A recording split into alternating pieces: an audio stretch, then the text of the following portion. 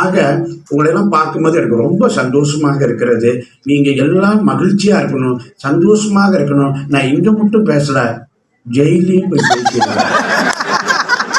காஜாங் ஜெயிலுக்கு போன தாங்க வைபி, காஜாங் ஜெயிலுக்கு போன பேசுறதுக்கு தீபாவளி டைம்ல கூட்டிட்டு போனாங்க. அங்க போய் பாக்குறேன் 1500 பேர் உட்காந்துருக்கான் கைதிங்க. திறந்து கிடக்கிற கோயில கூட்டத்தை காணோம், மூடி கிடக்கிற ஜெயிலுக்குள்ள அவ்வளவு பேர் உட்காந்துருக்கான். என் பேச்ச கோயில் அவ்வளவு பேர் கேட்டதே இல்லை, ஜெயிலுக்குள்ள உட்காந்துருக்கான். அங்க போய் பேச போன அன்னைக்குன்னு பார்த்தா எல்லாம் விபரீதத்தை எப்படி பூசிருக்கான். கோயிலுக்கு போய் இப்படி பூசுறான், ஜெயில இப்படி பூசிக்கிட்டு இருக்கான். அப்ப நான் போலீஸ் அதிகாரி குணா அவர்கிட்ட கேட்கிறேன், என்ன எல்லாம் இப்படி இருக்கிறாங்க, சாமியார் மாதிரி வெள்ளை உடுப்பு பச்சை சோப்பு எல்லாம்னு விபூதி எல்லாம் இப்படி பூச்சிருக்காங்கன்னு கேட்கிறேன். அதுக்கு அவர் சொல்றாரு, சாமியார் நீங்க வந்திருக்கிறீங்களா, அதனால ரிலீஸ் ஆனாலும் ஆகலான்னு பாக்குறாங்க. நான் இவங்க விபூதி பூசத்தை பார்த்துட்டு என்ன அப்படியே கூட்டத்தை பார்த்து சந்தோஷத்துல நான் ஒரு வார்த்தையை தப்பா சொல்லிட்டேன்.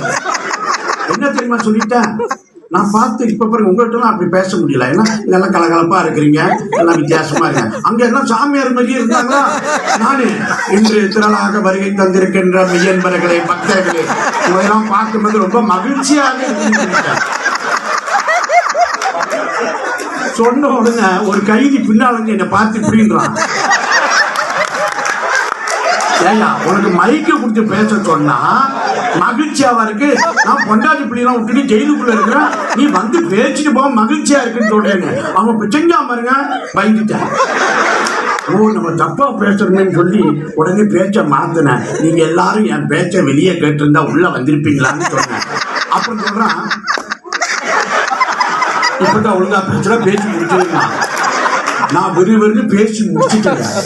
முடிச்ச கையோட அந்த 2 பேரும் எந்திரிச்சு இப்படியே வரானுங்க, கிட்ட வந்தானுங்க. நான் பயந்துட்டேன், ஏன்னா முதல் எப்படி நான் சொல்லி செஞ்சானா, நான் போலீஸ் அதிகாரி சொன்னா எனக்கு பயமா இருக்கு, அவங்க நீங்க கவலைப்படாதீங்க நான் இந்த மாதிரி கேட்க வரானுங்க. கிட்ட வந்து சொல்றான், சுவாமிஜி நீங்க நல்லா ஜோக்கா பேசுறீங்க, நல்லா சிரிப்பா பேசுறீங்க. நான் பயந்துக்கிட்டு ஓகே ஓகேண்ணா, இல்லை நசிமா சுவாமிஜி ஜோக்கா பேசுறீங்கன்னா நான் ஓகே ஓகேண்ணா. அடுத்த நீ சொன்னான் பாருங்க, நீ இங்கேயே தங்கியிருக்க. ஏன்னா அவனுக்கு நல்லா இருக்கு, அன்னையிலிருந்து முடிவு பண்ணிட்டா கோயில போய் பேசுறான், ஜெயில நம்மள அந்த கேட்டகரி. கிரகங்கள் 9 இருந்தும், திசைகள் 8 இருந்தும், சுரங்கள் 7 இருந்தும், சுவைகள் 6 இருந்தும், பஞ்சபூதங்கள் 5 இருந்தும், 4 வேதங்கள் இருந்தும், 3 தமிழ் இருந்து, 2 கல்வி இருந்து, ஒழுக்கம் ஒன்று இல்லை என்றால் அவ்வளவும் வீண். அந்த ஒழுக்கத்தை தரக்கூடியது ஆன்மீகம்.